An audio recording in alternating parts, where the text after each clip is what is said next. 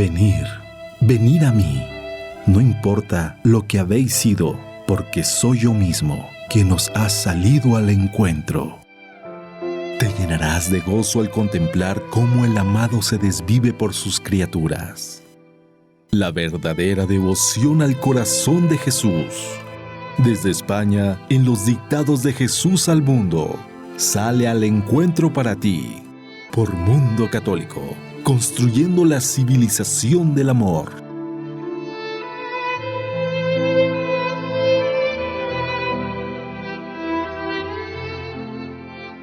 Buenas tardes, queridos amigos, queridos oyentes, buenas tardes, bienvenidos a un nuevo programa de la verdadera devoción al corazón de Jesús. Este libro maravilloso que llevamos ya 75 programas, ni más ni menos, meditando los mensajes de la Virgen María, de Jesús, de algún santo en algunas ocasiones. Bien, pues bienvenidos a un nuevo programa. Hoy pues no tenemos la suerte de contar con José Antonio, como en el anterior programa, porque bueno, pues no está disponible José Antonio. A cambio, pues tenemos a Jesús, que ya colaboró con nosotros en el anterior programa. Buenas tardes, Jesús. Hola, muy buenas. Y bienvenido, muchas gracias por estar con nosotros. Encantado de estar aquí otra vez. Y pues con ustedes, un servidor de ustedes, Óscar, pues con todos los aparatos técnicos y estas cosas, y mi mujer Marisa. Buenas tardes, Marisa. Hola, buenas tardes. Muy bien, pues nada, bienvenidos a un nuevo programa. Vamos a ver qué nos tienen que decir la Virgen y Jesús en esta ocasión.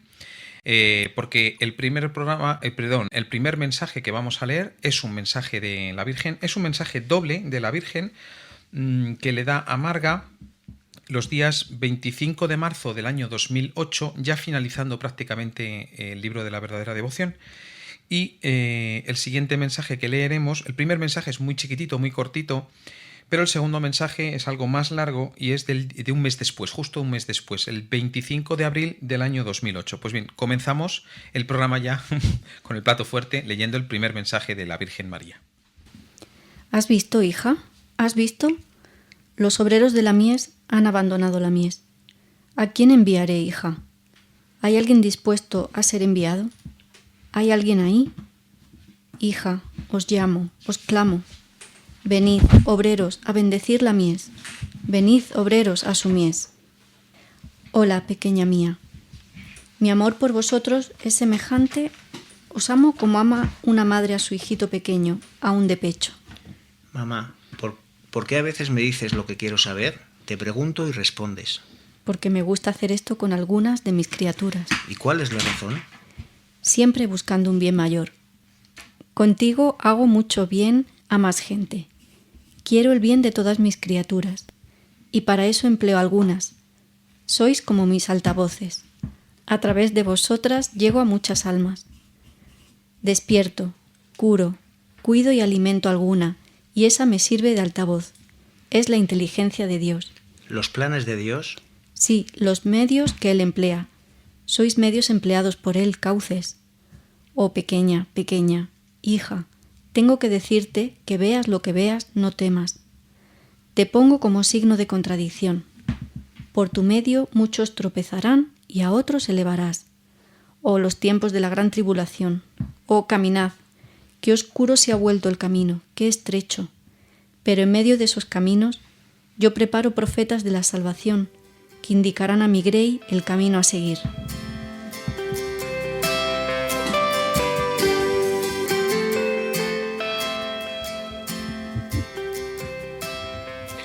Bueno, pues dos mensajes muy bonitos de la Virgen María. Hacía ya tiempo, yo creo que no leíamos mensajes de la Virgen María, siempre tan tiernos, ¿no? Si Jesús, pues es ternura también, ¿no? Hemos hablado muchas veces de la ternura de Dios, ¿no? No solamente en el Nuevo Testamento, también en el Antiguo Testamento, ¿no? La ternura de Dios. Pero claro, también hemos hablado muchas veces que Dios, Jesús, Dios es... Además de misericordia, además de ternura, también es justicia, ¿no? También se pone serio, también regaña a sus hijos, ¿no? La Virgen María, aunque también regaña de vez en cuando, también nos regaña de vez en cuando, lo hemos visto alguna vez, es solo ternura, no, ella no es la justicia. De hecho, la Virgen María es la mano que está parando la justicia de Dios, ¿no? Porque le pide constantemente y sin descanso, constantemente a su esposo al Espíritu Santo, a su Hijo, a su Padre. Pues eso, detener la mano, parar la mano de la justicia de Dios, ¿no? Esperar un poco más, con tal de llamar a más hijos más, ¿no? A ese resto del que pues nos han hablado en tantas ocasiones en estos mensajes tan bonitos, ¿no? Un resto que se está preparando el Señor a través de su Madre, la Virgen María, porque así lo ha querido en estos tiempos, ¿no? Bien, mensajes muy bonitos, dos mensajes muy bonitos. En el primero, pues a mí yo creo que hay pues una reverencia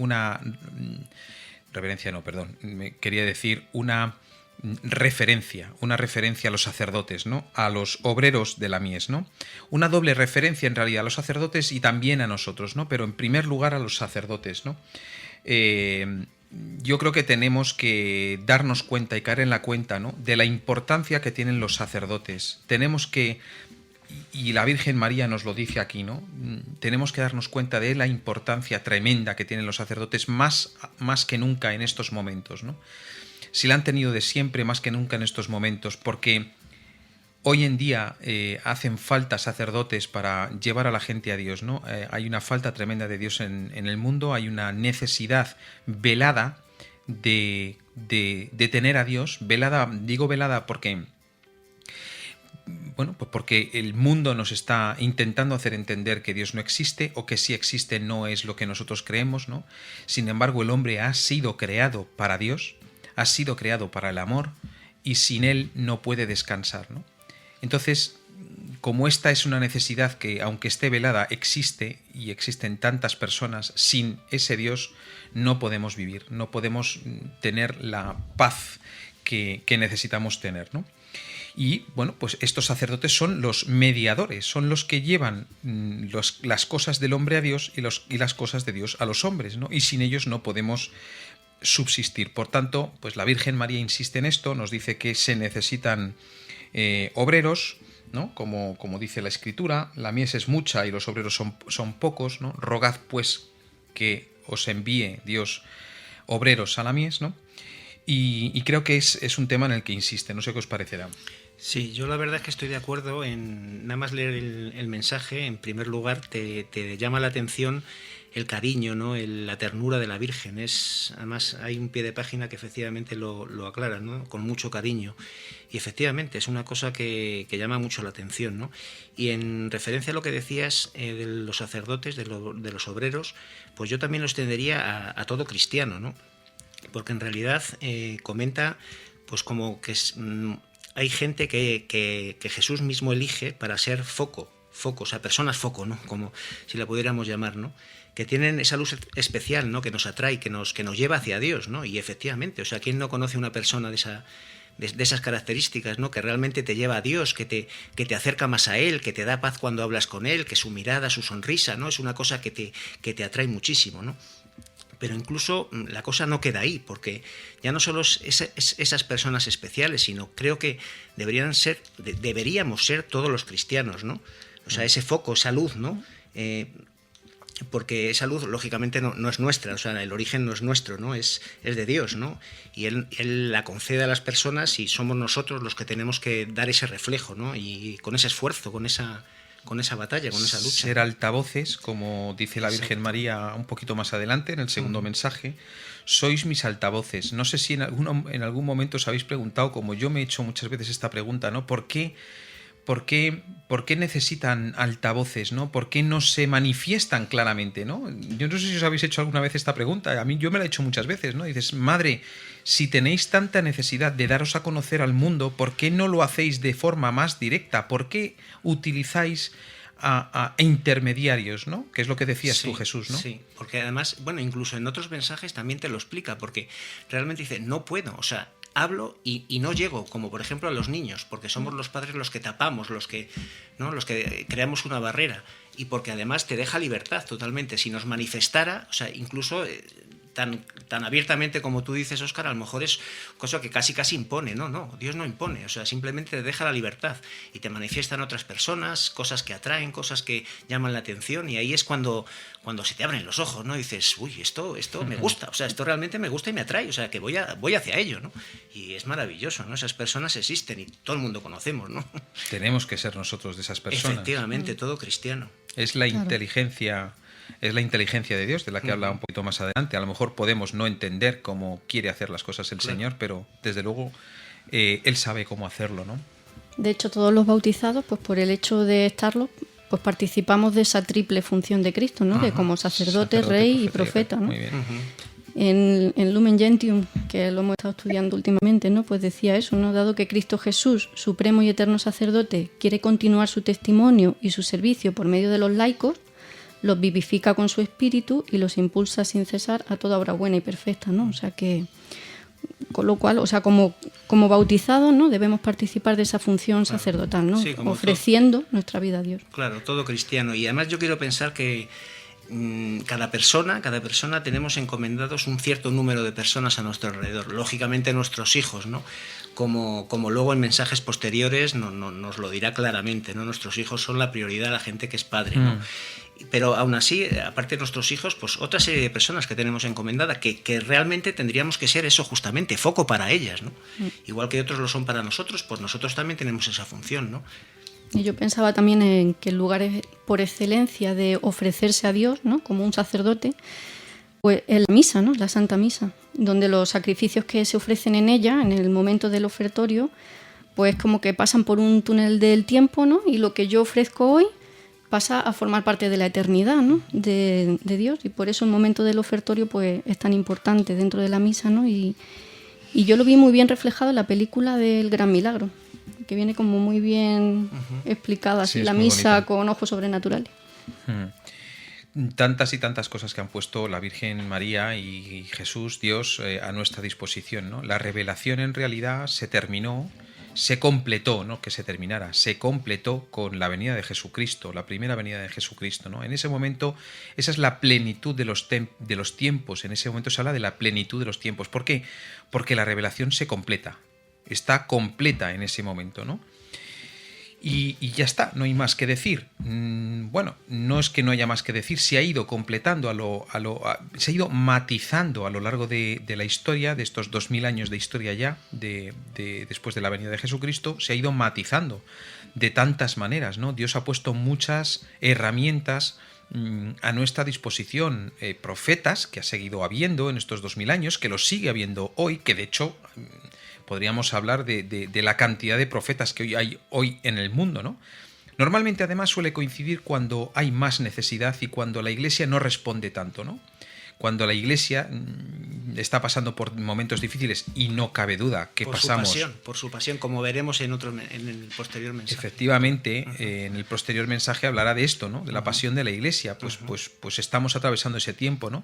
Pues en estos momentos es cuando el Señor suscita más herramientas, más profetas, ¿no? Para hacerse entender, para matizar esa revelación que fue completada con la primera venida de Jesucristo, ¿no? Después hay una segunda parte, diría yo, en este mensaje, ¿no? Cuando habla la Virgen María de veas lo que veas, no temas, ¿no?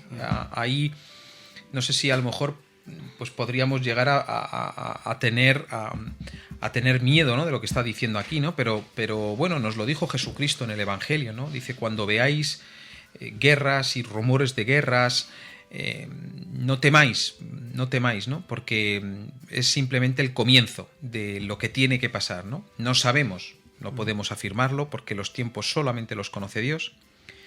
No sabemos si estamos en esos tiempos, todo parece apuntar que probablemente estemos en momentos importantes para la Iglesia, ¿no?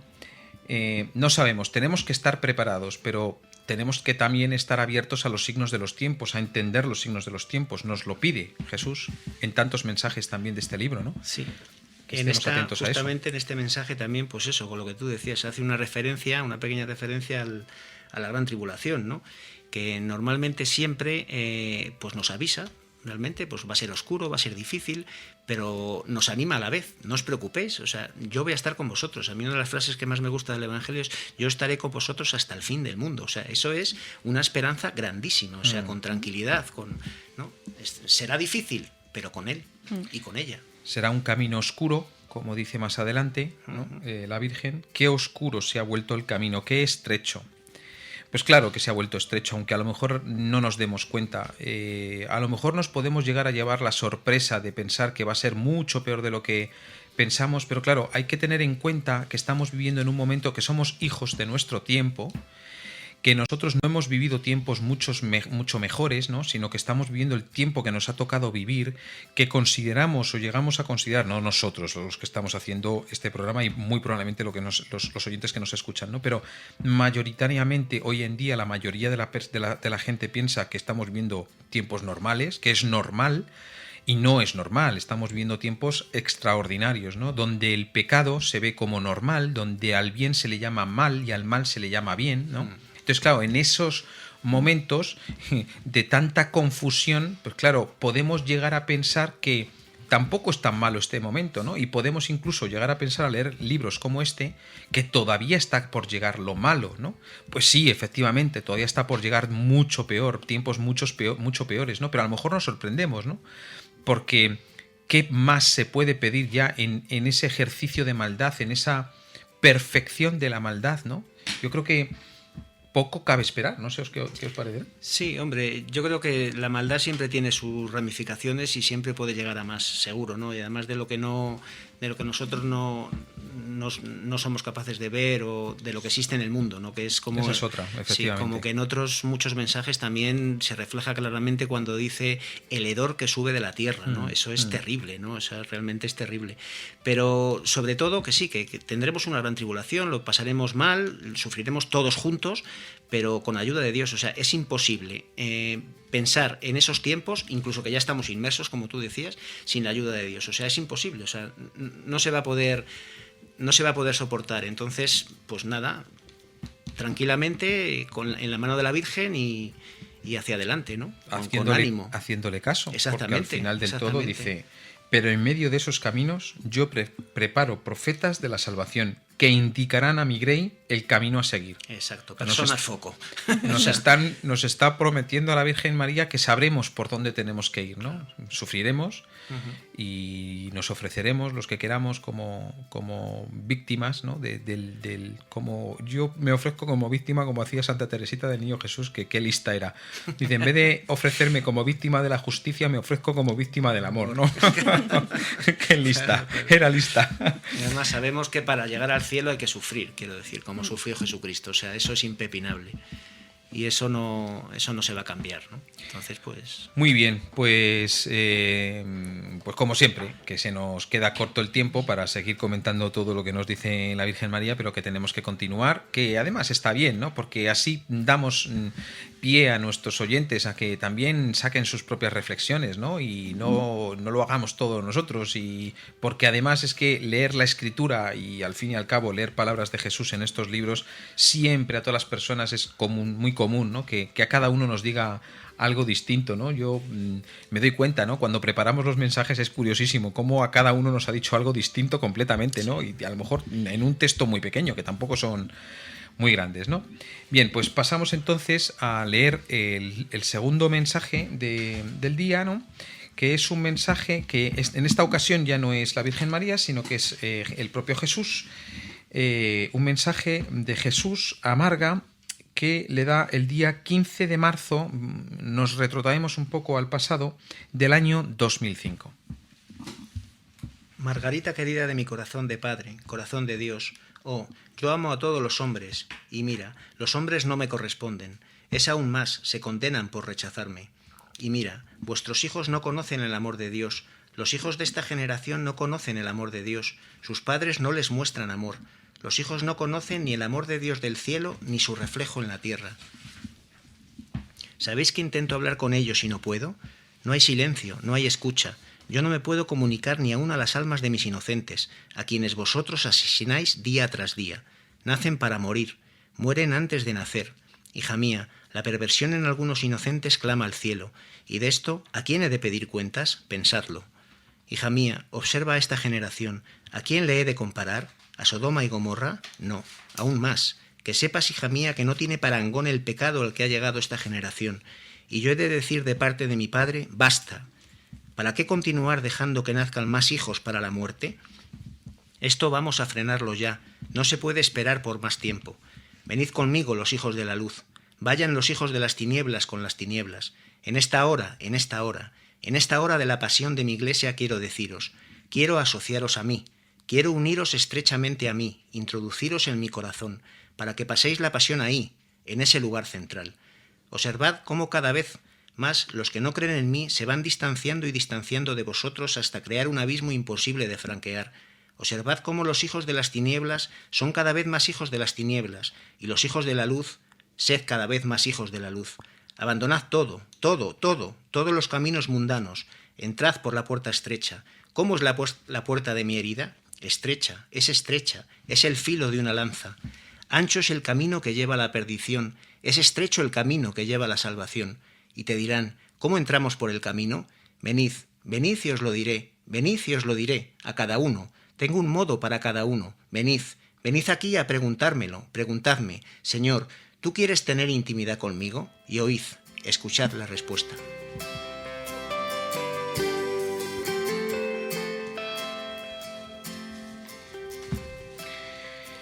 Bueno, pues un mensaje muy intenso, como siempre. Todos los mensajes del Señor son intensos y además se enciende, ¿no? Hay que decir que el libro lo solemos acompañar pues con un folleto, un separador de libros, en realidad, en formato de separador de libros. Y es muy bonito, ¿no? Y hay mucha gente que nos ha dicho que bueno, pues que les ha gustado mucho y que les ha inspirado mucho para la oración y demás, ¿no? Porque escogimos un corazón, como no podía ser de otra manera. La verdadera devoción al corazón de Jesús pues tenía que tener un corazón, y es un corazón de fuego, ¿no? Es un corazón que muestra cómo es la verdadera devoción al corazón de Jesús, ¿no? Bueno, esto ayudamos un poco al equipo que hay detrás de Marga, ¿no? Ayudamos, no somos el equipo de Marga, pero ayudamos un poco a hacer este folleto, ¿no? Pues bien, vamos por partes, porque en realidad hay mucho que decir sobre este mensaje. Es un mensaje, me hace un gesto Jesús como diciendo, ya te digo que hay mucho que decir, ¿no? No sé si queréis empezar diciendo cosas. Sí. Pues mira, yo justamente me analizaba, ¿no? Pues lo que hablábamos antes en el anterior mensaje, ¿no? Que seguramente escandalizará, ¿no? Pero a quienes vosotros asesináis día tras día, y se está refiriendo a nuestros hijos. O sea, y no podemos consentirlo, ¿no? Ser los asesinos de nuestros hijos. Y además no solo ya de manera física, como es el aborto, que por supuesto que sí, que clama al cielo, ¿no? Sino que además matamos su alma, ¿no? Su alma inocente, ¿no? Pues negándole el conocimiento de Dios, ¿no? Llenando su cabeza de banalidades, de cosas mundanas, de cosas sin importancia, ¿no? Que además no dejan hueco, ¿no? Para las cosas de Dios. Entonces, no sé, como decíamos antes, ¿no? ¿Por qué no te muestras claramente? ¿Por qué no te muestras claramente, ¿no? Ahí lo dice nuestro Señor, ¿no?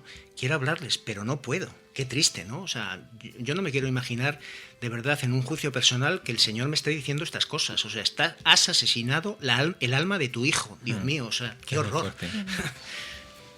Sí, y es que Dios lo tiene como muy bien pensado todo, ¿no? Y tenía pensado a la familia pues como para que fuera el primer reflejo de su amor, ¿no? Como para comprender su amor, pues primero nos da el amor de la familia, ¿no? De los padres. Y resulta curioso, ¿no? Cómo en los últimos años lo que más se ha atacado en nuestra sociedad, por lo menos la española, es la familia. O sea, como que se han cargado esa imagen, ese reflejo del amor de Dios, del amor con mayúsculas, se lo han cargado primero con el amor en minúsculas, como si dijéramos, ¿no? El amor de la familia. Sí, la familia, al fin y al cabo, Dios es una familia, porque es Dios Padre, es Dios Hijo y es Dios Espíritu Santo, la comunión en el amor de las dos personas que se transforma en una tercera, que es el Espíritu Santo. Y el Señor, Dios hizo al hombre a su imagen y semejanza también en esto, ¿no? También nos quiso en familia. Por tanto, Satanás, que es el mono de Dios, que lo intenta imitar en todo, pues, y que lo intenta atacar en todo lo que es importante, pues no es casualidad que tenga la familia como uno de sus primeros objetivos, ¿no? Caída la familia, cae todo el sustento de la sociedad. No nos equivoquemos, la familia es el sustento, es en lo que se apoya la sociedad. La sociedad no es un gobierno, como nos tratan de hacer de vendernos, ¿no? La sociedad no es un conjunto de individuos que se gobiernan Bueno, sí, se gobiernan, pero digamos que el inicio está en la familia. Y caída la familia, pues lógicamente cae todo, ¿no? Sí, efectivamente. Es un pilar básico y por eso lo atacan, como decía. Claro. Y no conocer el amor de la familia imposibilita a los niños a conocer el amor de Dios, ¿no? Eso es lo grave. Que es precisamente para lo que está diseñada la familia. Claro. Que es precisamente para lo que está diseñada la familia. Dios es familia, crea familias para precisamente que se transmita ese amor, ¿no? Solo dentro de la familia, iba a decir cristiana. Sí, cristiana en realidad, porque también lo extendemos a la iglesia. La iglesia es familia, claro. Es familia de amor, es familia de Cristo. No, lo decía porque hay un compañero hace muy poquito en el trabajo, me decía, hombre, familia cristiana se va a casar, pero no se va a casar por la iglesia. Y me decía, hombre, familia cristiana, también la familia civil, ¿no? Y le decía, bueno, sí, también la familia civil, pero hay que entender, y tendrás que darme la razón, en que es el modelo cristiano de la familia la que impera hoy en día en la sociedad. Es claro. El bueno, es el modelo bueno. Claro. Y si no tuviéramos ese modelo de familia cristiana, pues no tendríamos... O sea, yo no me imagino una familia como un conjunto de individuos gobernados por una democracia en la que no. Eso es lo que nos quieren hacer. Eso es lo que nos ver. quieren hacer entender, ya no hay papá y mamá, hay X e Y. No, vamos a ver. El matrimonio es el matrimonio, por mucho que tú quieras llamarlo de otra manera. Es la familia, es el amor, es la sagrada familia. Lo quieran ver o no lo quieran ver. Y es ese conocimiento del amor de Dios el que, pues, Jesús en este mensaje se queja, ¿no? Dice, los hijos de esta generación no conocen el amor de Dios, ¿no? Tratan de intentarnos hacer entender que Dios es castigo, que Dios es, pues no sé, pues todo esto que nos dicen, ¿no? Las normas, que Dios es las normas, que Dios es aburrido, que cuando en realidad olvidan la faceta más importante. O sea, es una falacia, es intentar desviar la atención para que nos fijemos en los atributos, que por cierto son mentira, porque Dios no es normas como las entendemos nosotros, Dios no es castigo como lo entendemos nosotros o como nos quieren hacer entender, ¿no? Dios castiga, claro que castiga, pero como castiga un padre a su hijo, para protegerlo de sí mismo. Dios castiga como último recurso, o a veces el primero, porque hay veces que es así, que tiene que ser así. A un hijo a veces hay que castigarlo, porque es la manera natural de enseñarle, ¿no? Pero Dios no es castigo en el sentido de que Dios desea castigarnos, disfruta castigarnos. No, Dios es amor y se ha perdido ese conocimiento. Es de lo que se queja el Señor en este mensaje, ¿no? Se queja precisamente de eso, de que hemos perdido ese conocimiento de que Dios es amor, ¿no? Y claro, así nos luce el pelo, ¿no? Índices de suicidio tirados por lo alto, porque hay mucha gente que dice, no, vivimos una época de mucho confort, la mejor época de la historia. No. Tendremos mucho confort, tendremos una medicina maravillosa, curaremos las enfermedades mucho mejor, pero chico, los antidepresivos cada vez se usan más, cada vez hay más suicidio. En España, concretamente, el dato es del año 1980 al año 2000, se duplica la tasa de suicidio. O sea, se duplica, se había mantenido durante mucho tiempo estable y en 20 años, en los 20 últimos años, se duplica. Pregúntense, nuestros oyentes, ¿por qué? ¿Cuál es la razón por la que en los últimos 20 años en España se duplica esa tasa, ¿no? Pues precisamente por esto que nos están diciendo, ¿no? Efectivamente, y también justamente, que también lo estábamos hablando anteriormente, también hace referencia a la hora de la pasión de la Iglesia. Y pues ahí justamente la Iglesia también va a sufrir, la Iglesia somos todos, como decíamos, ¿no? Por eso también viene referencia en lo que decíamos antes, las personas foco, ¿no? Las personas, los altavoces igual. O sea, efectivamente vamos a sufrir todos, pero siempre va a haber alguien donde nos podamos guiar, ¿no? En la gran tribulación. Y otra cosa que también comenta es que realmente hay dos bandos claramente diferenciados. O sea, eso es muy importante.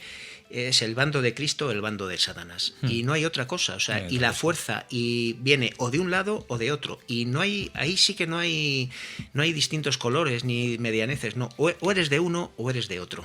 Ahí no tenemos que elegir, ni más ni menos. Y eso es lo que Dios quiere, que elijamos. Estamos viviendo la pasión en estos momentos, estamos atravesando finalizando ya la cuaresma, bueno, ya ha finalizado la cuaresma, estamos en la semana de la pasión, la semana santa, ¿verdad?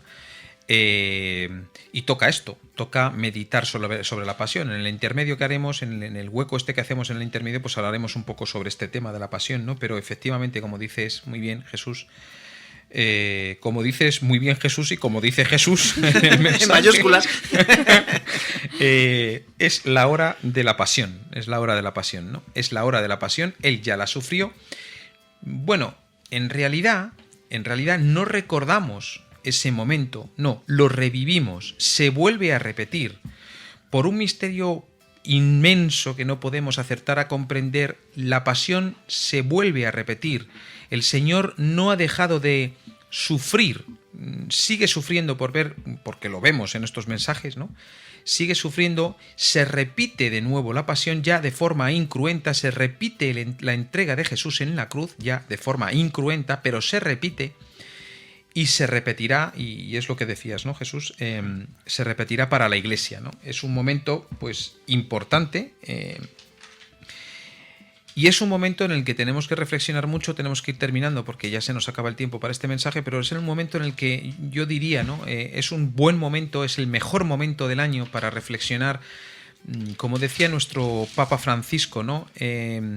Haremos bien en preguntarnos, el momento de la Cuaresma, el momento de la Pasión es un momento bueno para pensar qué tenemos que superar, qué defectos, qué pecados veniales incluso hay que superar. Ojo, el pecado venial también hiere el corazón de Jesús, no es solamente el pecado mortal. El pecado mortal lo que hace es separarnos directamente de Dios, ¿no? Pero el pecado venial también hiere profundamente la herida de Jesús. Pues haremos muy bien en esta época en pensar en esto y en reflexionar cómo podemos, con la ayuda de la gracia, con la ayuda de la oración, con la ayuda de nuestra Virgen, de nuestra Madre, la Virgen María, superar esos pecados, superar y pasar y prepararnos sobre todo para ese momento de la pasión de la Iglesia que sabemos que está vaticinada, que tiene que ocurrir y que puede ser muy dura o, no sé si iba a decir muy suave, ¿no? Suave no va a ser, pero muy dura, o podemos sobrevivirla, digamos, si nos hemos preparado adecuadamente. Hacemos un pequeño descanso para escuchar un poco de música y para reflexionar sobre todo esto que estamos diciendo, y continuamos después de la publicidad, de la música.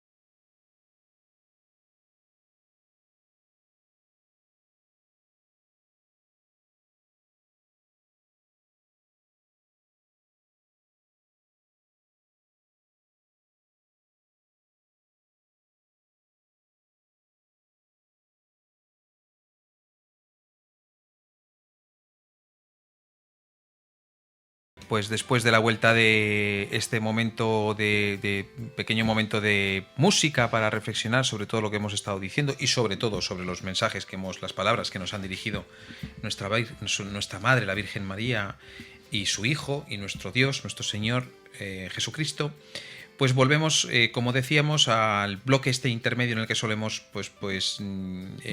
comentar pues algún tema de actualidad. Y claro, lógicamente, pues en este momento no cabe otro tema más que la pasión de Jesucristo, ¿no? Estamos viviendo la Semana Santa, pues en todo el mundo, es una fiesta grande, es la semana grande de los cristianos, ¿no? Entiendo que además lo vivirán también nuestros hermanos protestantes. Es decir, estamos en un momento muy importante, ¿no? La pasión de Jesucristo. Y se nos había ocurrido, una cosa bonita a reflexionar y a meditar y a comentar con nuestros oyentes, pues a lo mejor no sé si consideran algo así mundano, ¿no? Pero pues no, nos parece una película muy bonita, la película de La Pasión de Mel Gibson, ¿no? Una película muy bonita, una película que llamó muchísimo la atención, que se utiliza y se sigue utilizando en estos momentos, sobre todo especialmente, ¿no? Pues para enseñarle a la gente un poquito de lo que fue la pasión de Jesucristo, ¿no? La pasión el jueves, viernes y sábado. Bueno, y el domingo también, porque al final de la película se ve la resurrección, ¿no?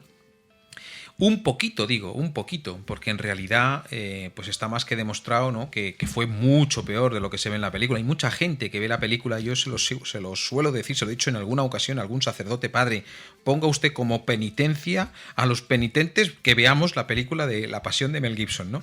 Porque es que es una buena penitencia, ¿no? Ver por lo que tuvo que pasar nuestro Señor Jesucristo por nuestros pecados, no por los pecados de la humanidad en sí, sino por tus pecados y mis pecados y los pecados de nuestros oyentes, ¿no? Por cada uno de nosotros.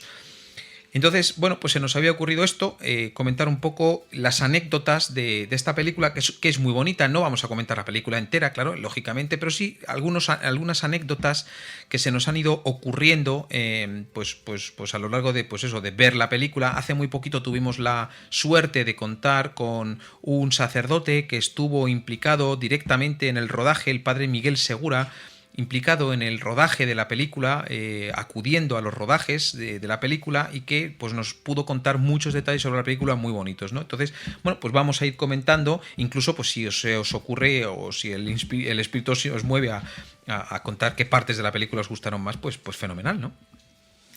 Pues el padre Miguel Segura lo primero que nos contó fue cuál fue el objetivo, ¿no?, de Mel Gibson al rodar la película. Y entonces nos contó que lo que él quería mostrar al mundo es lo que Jesús había sufrido por él, había hecho por él, algo que no veía en los crucifijos de plástico. O sea, en un crucifijo de plástico él no veía representado lo que Jesús verdaderamente había pasado por él, por sus pecados, ¿no?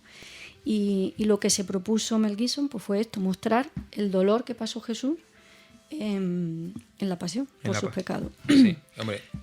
Sí, pues digo, pues que muy buen objetivo, ¿no? Yo, por ejemplo, hay muchísimos detalles de la película, ¿no? Porque es una película, la verdad, como decías tú, maravillosa, ¿no? Pero, por ejemplo, así uno y además que está justamente al principio de la película, es cuando están en el huerto de Getsemaní y están con Pedro, con Santiago y con Juan, y Jesús, se va a orar y les deja allí, ¿no? Y ahí se ve cómo Jesús se despoja totalmente de su divinidad. Es decir, ahí hay una diferencia, ¿no? Jesús hombre y Jesús, la divinidad de Jesús.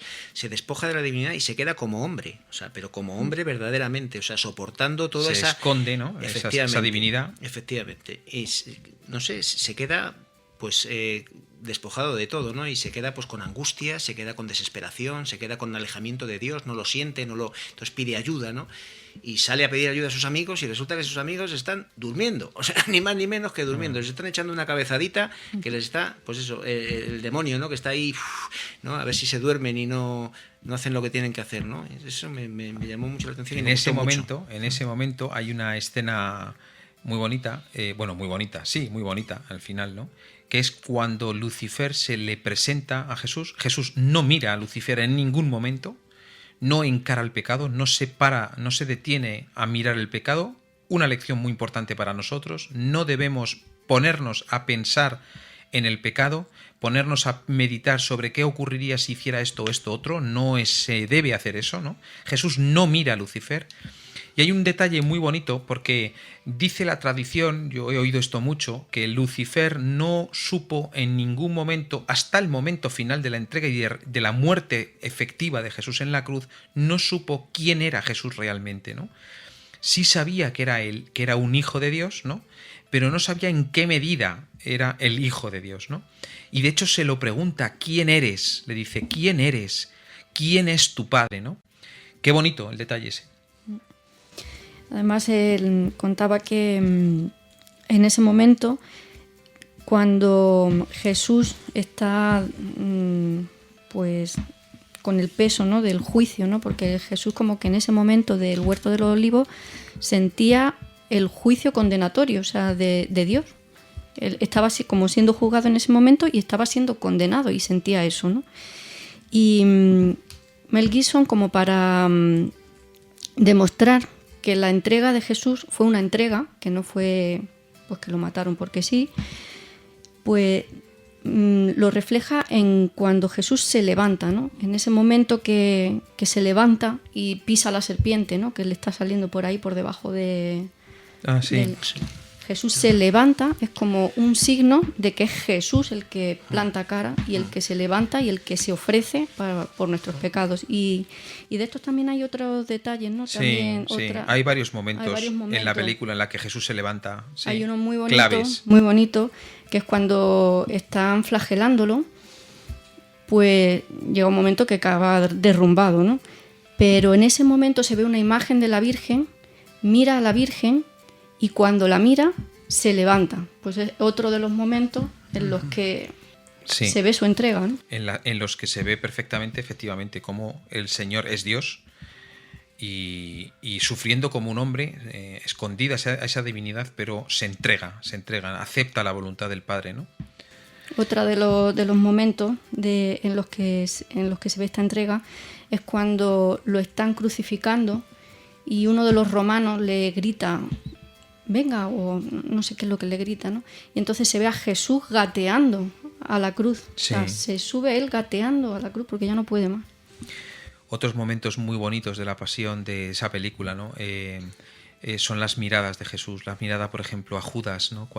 Que la verdad está fantástico. Jim Caviezel se dice, ¿no? Caviezel. Está fantástico, ¿no? Cómo reproduce, yo la verdad me imagino mucho a Jesús mirando de esa manera, ¿no? Cómo mira a Judas cuando Judas se acerca a besarle, ¿no? Qué mirada, qué bonita, qué ternura, ¿no? Cómo mira y cómo le llama amigo, ¿no? Con un beso entregas al Hijo del Hombre, ¿no? Y esa mirada también a Pedro, qué mirada más bonita cuando Pedro acaba de negarle por tercera vez, ¿no? Cómo Jesús le mira a Pedro con esa mirada perdonándolo, ¿no? Y claro, Pedro se emociona y sale llorando, pero no por haberse dado cuenta de que ha fallado, sino por esa mirada de Jesús, ¿no? Es a la vez amor y es a la vez reproche, ¿no? Porque el amor le reprocha a Pedro el que le haya negado, ¿no? Muy bonito también, ¿no? Y después hay momentos también preciosos, ¿no? Pues se me ocurre esos momentos en la película en los que hay flashback, ¿no? En los que hay comparaciones, hay como escenas comparadas, ¿no? Hay un momento en el que Jesús está destapando los panes en la cena y a continuación se ve la escena vista con los ojos de de San Juan, ¿no? Es una escena, son momentos muy bonitos, ¿no? San Juan está viendo, enfoca la cámara a San Juan está viendo a Jesús cómo destapa los panes, ¿no? Y a continuación se mezcla la imagen en la que San Juan está viendo cómo arrancan a tiras el vestido a Jesús, ¿no? Vestido que, por cierto, en la película no se ve bien, ¿no? Pero vestido que estaba ya pegado a las llagas de Jesús porque le habían destrozado el cuerpo y esas heridas en todo el camino hacia el Calvario se habían secado y entonces el vestido se le había pegado a esas heridas secas y cuando le arrancan vuelve, qué tortura, ¿no? La de Jesús, volver a que se le abran todas las heridas, ¿no? Pues esa comparación en cómo ve San Juan el ofrecimiento. Y después también hay otra comparación muy bonita, ¿no? Se ve cómo Jesús eleva el cáliz, donde está el vino que se va a convertir en su sangre, y a continuación se mezcla con la imagen en la que San Juan está viendo cómo caen regueros de sangre del cuerpo de Jesús, ¿no? Y también otro momento, otra comparación preciosa, cómo Jesús levanta el pan, ¿no? Lo eleva, lo ofrece al Padre, pronuncia la bendición sobre el pan, y cómo a continuación San Juan se fija en ese momento en el que están levantando la cruz y están levantando a Jesús, ¿no? Es precioso, esa comparación es de una inspiración, dicen, de Mel Gibson. Esto lo hizo Mel Gibson, lo quiso hacer así, ¿no? De una inspiración de Mel Gibson genial. No sé si... Eso es cada misa, ¿no? En cada misa efectivamente. Estamos ahí en el Calvario con Jesús. Y después hablábamos también de Barrabás, ¿no? No sé si queréis contar un poco esta historia que me contabais antes de Barrabás. Sí, bueno, yo creo que lo había leído en algún sitio, ¿no? Justamente en la escena donde salen los dos y pues Pilato dice, bueno, a ver, ¿a quién queréis que libere, no? Todo el mundo pues allí como loco, ¿no? Barrabás, ¿no? Y Jesús le da una mirada a Barrabás, ¿no? Como diciendo, bueno, no sé, como te perdono, como no sé, es que o sea, hay tanto en esa mirada que tocó tocó, al actor, ¿verdad? Tocó al actor. Y es más, o sea, desde esa mirada Barrabás, o sea, el actor, vamos, se convirtió, o sea, le caló esa mirada, ¿no? Como si realmente fuera del mismísimo Jesús. Vamos a explicar una cosa sobre Barrabás que quizás no todos nuestros oyentes lo conozcan, no es muy conocido, ¿no?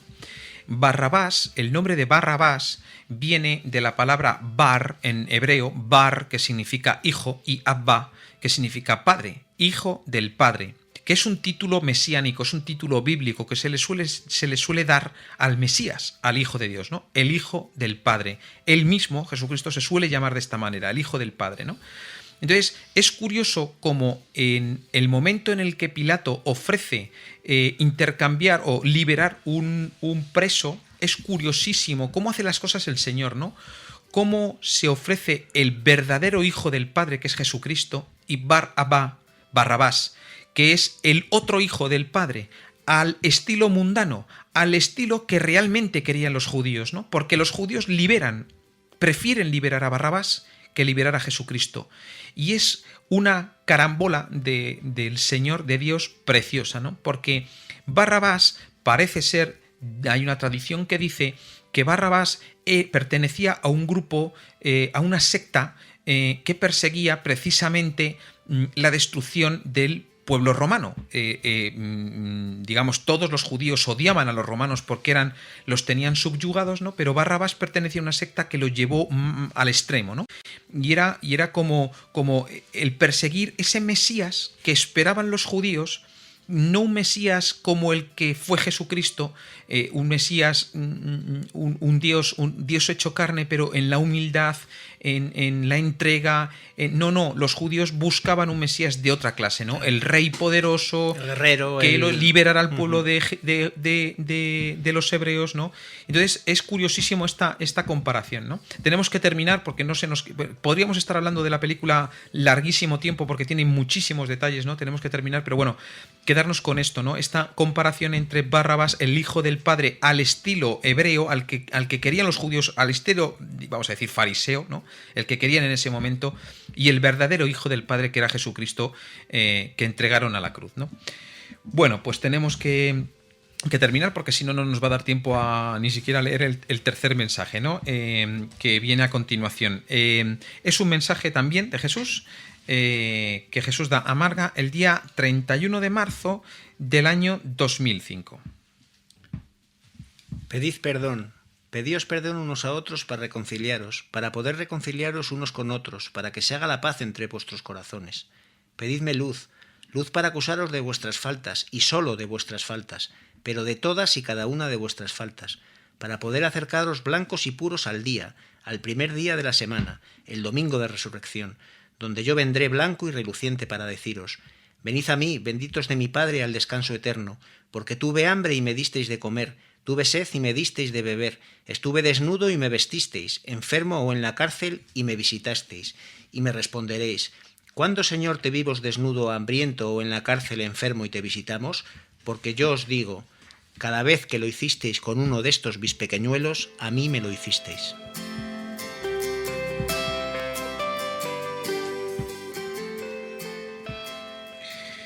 Bueno, pues un mensaje cortito de Jesús, pero no por eso menos intenso, muy, muy bonito. No sé qué os parecerá, si... Sí, pues vamos, aquí yo cuando lo he leído, pues llegas a la conclusión, yo llego a la conclusión de que simplemente es el amor, ¿no? Que es lo que hemos dicho muchísimas veces, ¿no? Solo el amor, solo los detalles de amor, los detalles de caridad, ¿no? Que están en nuestro corazón, eso es lo que nos va a hacer, pues, unirnos a las personas y acercarnos a Dios, ¿no? Nada más. Yo me acordaba justamente en el programa anterior que hablábamos de la Cuaresma y de qué sacrificios teníamos, ¿no? Y yo comentaba los detalles que quería tener, pues, con una persona cercana, ¿no? Detalles de caridad, de amor, ¿no? Y efectivamente, ¿no? Parece mentira, pero los caminos que abren, ¿no? O sea, cualquier detalle, es alucinante, ¿no? Abren muchísimos caminos y te dan mucho juego, ¿no?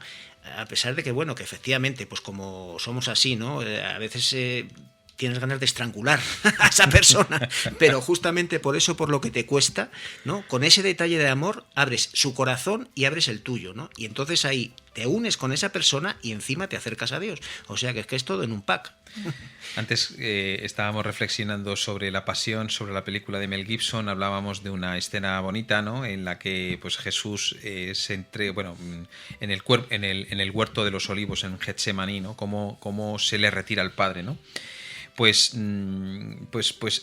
tenemos que pensar que esto que estabas diciendo, Jesús, el hacer estos esfuerzos, el superarnos a nosotros mismos, el negarnos a nosotros mismos, el llevar nuestra cruz nuestra cruz en el día a día, tenemos que ser muy, muy conscientes de que cuando hacemos esto estamos ayudando en ese momento en el que Jesús sufrió, dicen los expertos, los teólogos y creo que incluso el propio Jesús, dicen que el peor momento de su pasión. No hay después de ese momento un momento peor. La crucifixión y muerte no es tan fuerte, tan dura como fue ese momento de extrema tensión del Señor al verse puesto delante de su Padre, digamos, vestido con todos los pecados pasados, presentes y futuros de toda la humanidad, ¿no?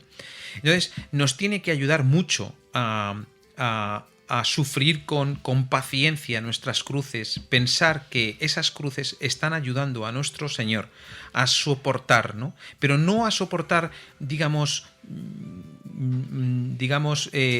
metafóricamente esa cruz, ese momento de Jesús en el Getsemaní. No es metafórico. Yo estoy convencido de esto, ¿no?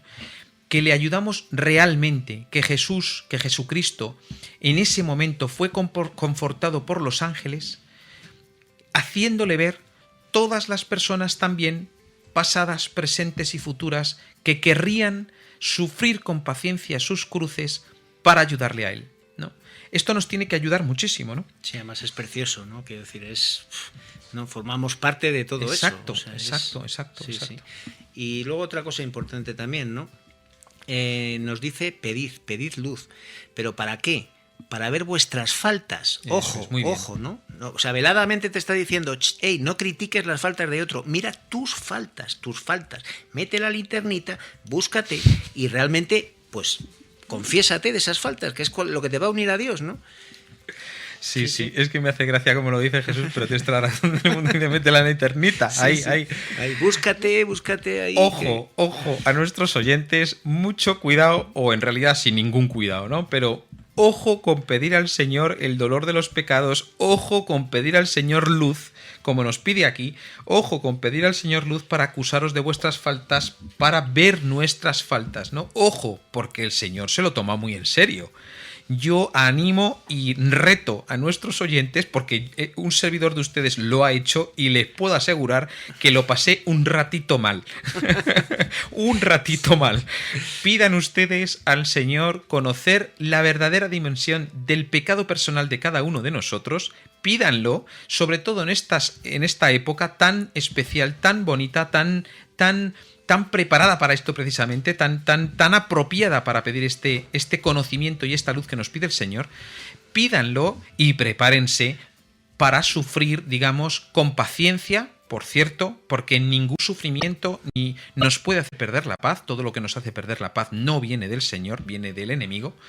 Pero quiero decir con esto que cuando pidamos esta luz de vernos como realmente somos, por cierto, si no la pedimos, un día lo veremos. Sí, un día lo veremos. Eso es otro regalo que nos va a hacer el Señor. Esto es otro regalo que nos puede hacer el Señor, desde luego, como mínimo, en el momento de nuestra muerte, lo veremos seguro. Y es mucho mejor adelantar el momento, verlo ahora, que no verlo en el momento de nuestra muerte o en algún otro momento que dicen que podría producirse, ¿no? Que pues es mucho mejor. O sea, pídanlo porque se darán cuenta de lo poco que somos, de la poca cosa que somos, de la miseria que somos, de lo gusanos que somos. Y nos acordaremos de aquel mensaje que leímos ya no sé hace cuánto, en el que el Señor nos llamaba gusanitos, ¿no? Mi gusanito, ¿no? Con esa ternura, ¿no? Efectivamente, además así hay que tomarlo, es decir, somos gusanos, pero con ánimo, hay que tomarlo con ánimo, es decir, somos unos gusanos, pues alegres, vamos a ser gusanos alegres, hombre, claro que sí, pues por supuesto que sí, hay que tener ánimo, o sea, porque además es lo que hablábamos antes del camino estrecho y el camino ancho, ¿no? Nos inclinamos siempre a caminar por el camino ancho, pues sí, ¿no? La concupiscencia, como se dice, pues la que lió a Adán y Eva fue parda, ¿no? Pero el Señor lo sabe, ¿no? Y justamente como lo sabe, pues con paciencia nos enseña el camino, nos pone a la Virgen para que vayamos pues conociendo ese camino. Además tenemos una característica clara, es un camino que duele. O sea, y cuanto más duele, ese es el buen camino. O sea, ese es el buen camino. Y será pues el camino que tendremos que andar con la Virgen y con Jesús, ¿no? Aunque en medio de ese dolor les podemos asegurar, queridos oyentes, que no puede haber mayor felicidad, mayor alegría, incluso en medio de ese dolor, mayor alegría espiritual, ¿no? Es cuando sabemos que ese dolor viene de mano del Señor, con esa paz y esa alegría, ¿no? De darse cuenta que estamos colaborando en la obra de la redención. Es un dolor alegre. Sí, efectivamente, ¿no? Vamos a ir terminando con, yo diría, no sé si decir la guinda del programa, ¿no? Pero con una cosa muy bonita. Aposta hemos hecho una cosa, no hemos leído parte del mensaje de este tercer mensaje, no lo hemos hecho aposta para terminar con esta parte del mensaje que es preciosa, ¿no? En el momento en que Jesús está diciendo, venid a mí, benditos de mi Padre y demás, hay una nota, un comentario de Marga que escribe en ese momento una cosa que a mí me ha parecido preciosa, ¿no? Y que vamos a leer y con esto terminaremos el programa. Esto es muy bello, parece una película. Oigo ese texto del Evangelio lentamente, remarcando las palabras, y en este momento aparece mi hijo pequeño por la puerta de la habitación. Como estoy al fondo de ella mientras viene hacia mí para que le abrace, Jesús continúa sin interrumpir. Y a continuación es cuando dice, cada vez que lo hicisteis con uno de estos mis pequeñuelos, a mí me lo hicisteis. Y justamente al terminar, mi hijo y yo nos abrazamos. Para entender esto del Evangelio hay que estar muy enamorado de Jesús. Qué bonito, qué detalle más bonito, ¿no? Cómo el Señor utiliza nuestra vida, cómo hace, pues eso, cómo le dice esto precisamente en el momento en que está entrando el hijo de Marga, ¿no? Y cómo se abraza Marga con su hijo, ¿no? Para mostrarle a Marga la verdadera dimensión del amor que Dios nos tiene, que no es un amor frío, calculado, lejano, sino que es un amor tierno, como el que puede sentir una madre con su hijo, ¿no?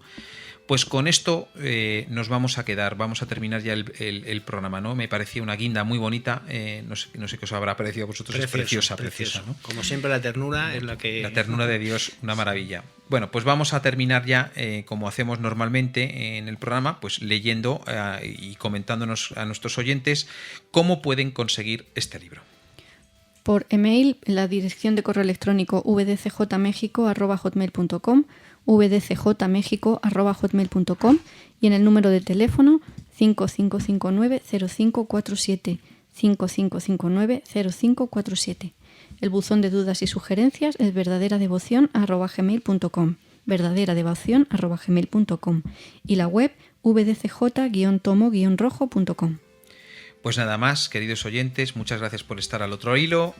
Nos despedimos ya de ustedes y de nuestra Madre, la Virgen María, y de nuestro Señor Jesucristo. Adiós. Adiós.